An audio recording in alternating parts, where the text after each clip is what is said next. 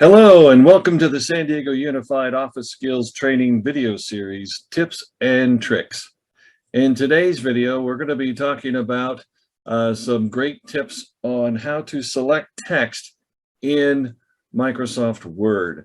And to do that, we're going to go down here to our folder for our beginners Microsoft Word class, and we're going to open up the document that we use in our Microsoft Word training called Formatting and Editing. All right, let's make that full size. So here we have a document that says down here at the bottom that it's 8 pages long and has a lot of words in it. And this is the document that we use. It's just repeating sentences and paragraphs that kind of go on and on, where we can practice a number of our skills with Microsoft Word. And people learn very quickly as far as selecting text to be able to do some formatting of words or letters or numbers, whatever the case may be. The first thing we learn is to just left click and drag across something like this. And once we let it go, then that is the selected area. And when we do that and we drag across this way right here and we let it go, we get the little mini toolbar that pops up, which is pretty helpful, because if you happen to be on a different tab, like say you're on the mailings tab and you're working on a mail merge letter or something like that, and you decide that you want to reformat something, it's nice to be able to have those tools right there where you can make things bold or make them red or change the font or the font size, and then a number of other tools that are there. So we learn how to select things pretty quickly just by dragging, and we can drag across an entire line right here. We can drag from one section here on down and start to select a whole bunch of things. So we learn that pretty fast, but there's a number of other ways to do that. And so the first way that I'll show you is simply just double clicking on it.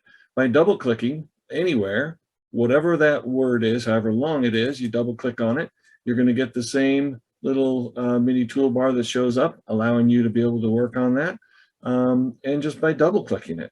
So in our class, I'm often talking about right click, left click, double clicking, and even triple clicking.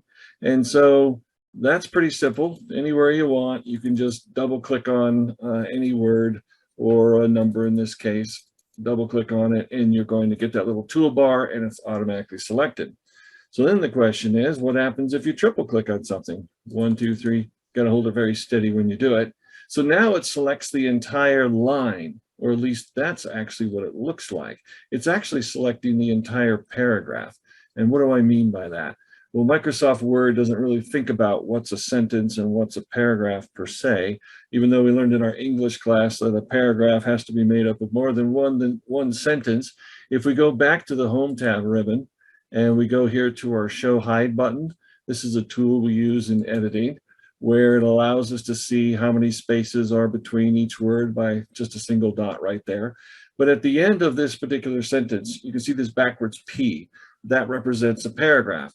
So after I typed out this sentence, the idea is I hit the Enter key, which took us to the next line down, and so I can start typing out the next sentence. Well, because of that, that means that Microsoft considers this a paragraph, at least as far as editing and formatting is concerned. And so you can see down here, we actually have what we could call a paragraph, or even larger ones down here. All the typing was done all the way to the end, and then we hit the Enter key, and it puts the cursor down on the next line. And since I wanted more space, I hit the Enter key again and started typing out this one. And then all the way at the end, hit the Enter key to go down the next one, and so on and so forth. So that's what the backwards P is. And the reason I'm sharing this with you, let's turn that off, is because when you double click, you do a single word. If you triple click, you do an entire paragraph. So let's try it down here. 1, 2, there's a double click, and then 1, 2, 3. Oh, I went too far. My finger's a little fast today. 1, 2, 3. There we go. It gets the entire paragraph, including the return that we saw over here, the backwards P. And so it doesn't matter how big the paragraph is. We hit it 3 times. We're going to be able to select the entire paragraph. All right. So that's another way to be able to select things. Well, wait, there's more. So we'll go back up here. If I go here in the margin, this is outside the body of the text. If we see up here on our ruler, we see our white ruler. From this point here all the way over to here, this is the body of the text where we can actually put text. And we can see the margin area over here is about 1 inch on both sides. That's kind of the default size. And we can't put any text there. So what happens when we click our mouse, do a left click there, it actually does an entire line. Not an entire paragraph, but an entire line. So if I come down here, if I'm just to the left of that particular line, it will highlight that one. And wherever I'm at, wherever I click that, it's going to do the same thing. And of course, we see the mini toolbar jumping up here. So that's a way to do the entire line. So if I decide that I want more than one line, I can left click. Let's try that again.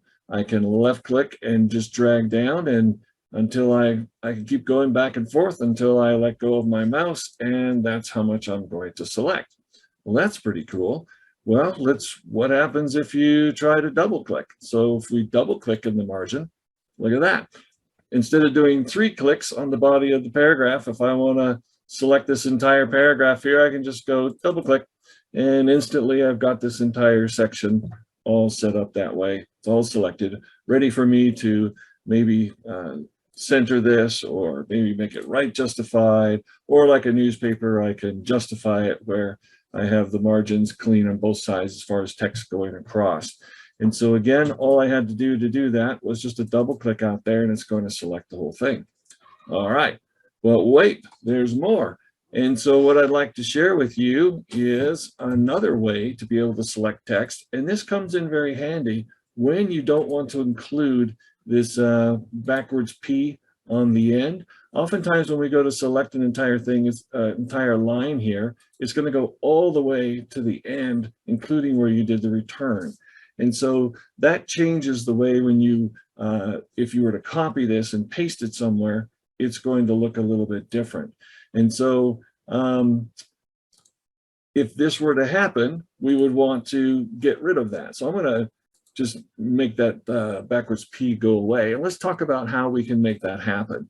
So if I put my cursor right here, and I take my mouse and I just let go of it, now I can start to use the keyboard to start to select things. And so if I hold down the Shift key, yep, that one that makes capital letters, I hold down the Shift key, and then I do, you look over and find between your QWERTY keyboard and your number keypad, you've got your up, down, right, left arrows, and you hold down the Shift key, and when you tap the right arrow, it goes to the right. And if you go too far, you hold down the Shift key and you tap the left arrow, and you can select it just like that. And so that works out pretty good. So for the example of doing all of this, if I don't want this return in what I've copied so that when I paste it, it's not putting that return mark in there, then I can simply hold down the Shift key and then do the left arrow and adjust it as far as I want. If I go too far, hold down the Shift key, and then, oh, went too far, so I have to go to do the left arrow again and get it back to where I want. And then I could use Control-C to copy it, and then Control-V to paste it somewhere else. But wait, there's more. So if I was trying to do this entire line and had my cursor here, it would take some time for me to hit that right arrow many times to get across there. Certainly there must be a faster way as far as a keyboard shortcut, and there is. So let's just go ahead and start back over where we were, or we'll just use our arrow keys to get it back to the beginning, just for fun. There we go. All right. So instead of holding down just the Shift key and then doing the right arrow, we hold the Shift key and the Control key, then we do the right arrow. It actually does it a chunk at a time, or a word at a time, or a number at a time. And I can go very quickly across stuff. And if I go too far, well, I can always go backwards the same way, Shift and Control, going back this way to get to where I was. And if I have to do any fine tuning, well, I can let go of the Control, and I can just do the fine tuning with just the Shift key and the right and left arrows, as you see right there. So those are several different ways to select the text, which will then allow you to copy and paste things. And it comes in very handy, especially this last one with the keyboard shortcuts. When you're dealing with several things on your screen, and maybe this document's kind of small, and with your mouse you're getting in there and you're trying to get just to the end, but you don't want to include that P thing at the end there. So you got to go back and forth. It takes a little bit of struggle, but if you end up with that, then of course you just let go of your mouse and you do shift left arrow, and it will take it right there. So hopefully learning about the different ways that you can select text will be helpful to you.